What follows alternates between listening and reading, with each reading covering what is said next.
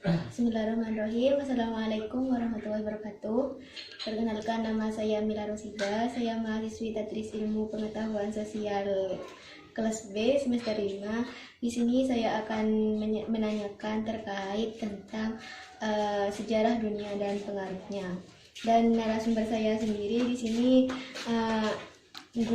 salah satu guru di lembaga swasta yang ada di daerah saya sendiri. Langsung menanyakan kepada narasumber pertanyaannya. Pertanyaan yang pertama, bagaimana pengaruh adanya abad 21 atau abad informasi dan komunikasi ini terhadap negara Indonesia? Menurut saya pribadi, pengaruh teknologi informasi dan komunikasi yang pertama di Indonesia ini cukup besar, tetapi untuk kalangan masyarakat yang ada di perkotaan ini akan berbanding terbalik jika kita melihat kondisi yang ada di masyarakat pedesaan. Banyak masyarakat yang tertinggal terhadap sistem komunikasi dan informasi maupun teknologi. Secara di daerah pedesaan, baik secara jaringan internet maupun layanan dari telekomunikasinya masih kurang. Tetapi dengan adanya teknologi informasi komunikasi ini sangat menunjang bagi sistem pendidikan yang ada di Indonesia. Itu saja.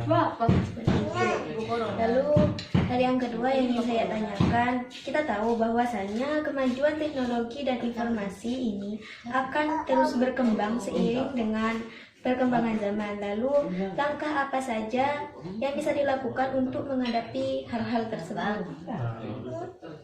Menurut saya untuk menghadapi era digitalisasi seperti sekarang ini, kita harus mengikuti arus dan mengikuti tren teknologi informasi dan komunikasi. Tetapi harus digarisbawahi bahwa tren yang ada di dalam teknologi informasi itu harus diimbangi dengan kemajuan pola pikir, atau anggaplah saja dengan pemantauan dari orang tua. Karena kalau tidak ada pemantauan dari orang tua, maka kita akan terus ada di dalam dunia teknologi, sehingga kita akan kecanduan terhadap teknologi itu tersebut. Nah, contohnya banyak seperti sosial media sekarang sudah menjamur di kalangan masyarakat. Itu harus diimbangi dengan tren yang positif, atau harus diimbangi dengan pemantauan dari orang tua, supaya nanti tidak ada ketimpangan sosial dari sistem yang ada di Indonesia, baik itu dari era teknologi maupun akhlak. Secara kita berbasis kepada akhlak dan moralitas yang ada di Indonesia. Lalu ini pertanyaan yang terakhir, bagaimana pengaruh abad komunikasi dan informasi ini terhadap sistem pendidikan, baik bagi pendidik itu sendiri maupun peserta sendiri? Untuk kemajuan teknologi ini sangat membantu, baik dalam media pembelajaran itu semakin menunjang. Untuk di daerah yang sudah maju mungkin sudah menggunakan namanya virtual reality. Virtual reality ini semacam desain untuk para pembelajar itu supaya langsung merealisasikan bentuk yang ada di dunia nyata. Tapi kita harus melihat juga dunia teknologi ini supaya menjadi ajang, bukan cuman jika ada soal kita bisa nyari di Google, jika ada soal kita bisa nyari di Google, kita bisa share teman-teman, bukan seperti itu. Tapi kita harus saling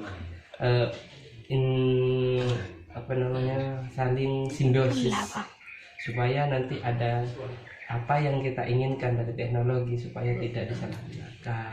Nanti untuk bagi pendidik sendiri, dunia teknologi ini baik dari sistem pendidikan itu sangat membantu.